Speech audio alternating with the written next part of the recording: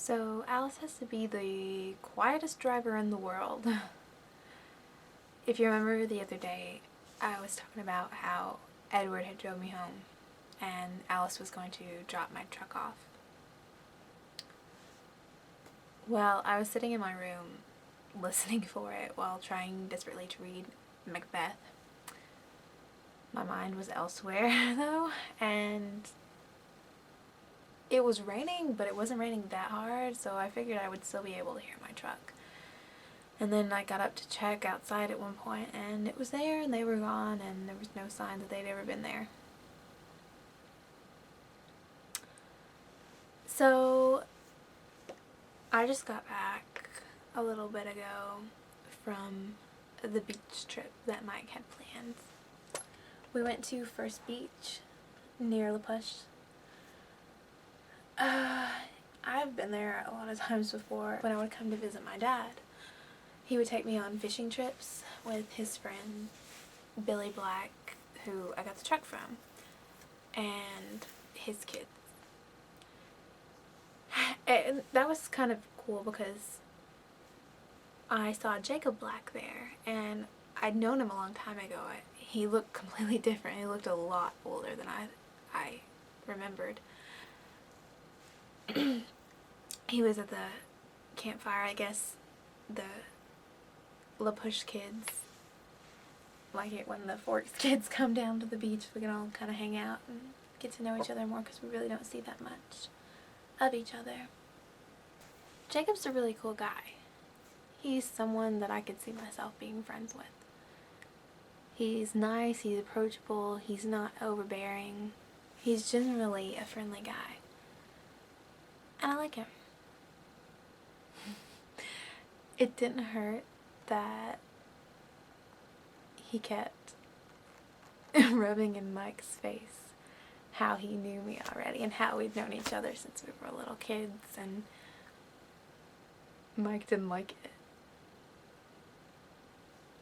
I don't hate Mike, I just don't want to date Mike. So if Jacob's presence can deter that, then maybe Jake and I will be hanging out again soon.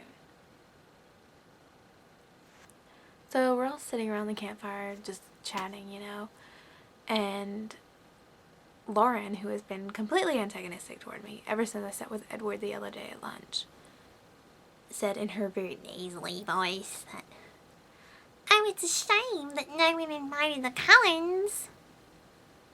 Clearly directed at me, because apparently I'm the only one that they've ever talked to besides themselves, really.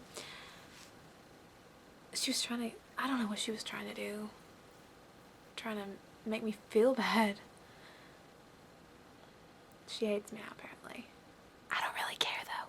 One of the big La Push guys, he said, "Oh, do you mean Dr. Carlisle Cullen's family? They don't come here."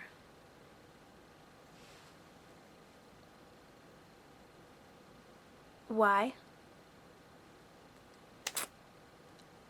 I bet you're wondering why as well. Just like I was. So I thought, how can I figure out what's going on here? How about flirting? I'm not very good at flirting. Never done it a lot. But I tried.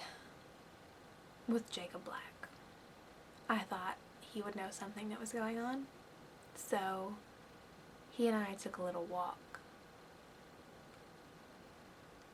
And we were sitting under a tree and just chit-chatting, and I was trying to build up his ego a little bit, and then I subtly asked him what's going on. Why didn't the Cullens come there? And then he asked me if I would like to hear a story. It was an old Quileute legend, and I said, of course.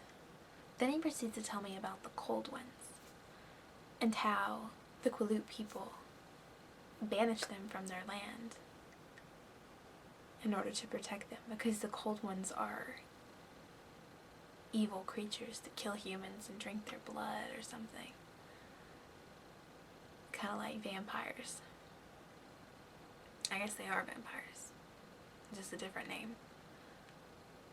And supposedly the Cullens and the Hales are vampires. and they're hundreds of years old, and they've been there for a long time. And they're not allowed to go into La Push. What? I don't really understand what's going on there.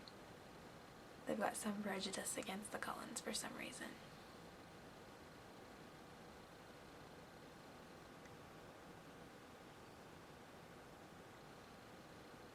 Or it's true. Either one's a possibility. I guess I could write this down on the board. Cold ones.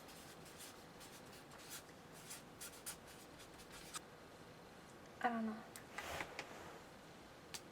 It's all a little weird. I think I'm gonna do some more investigating.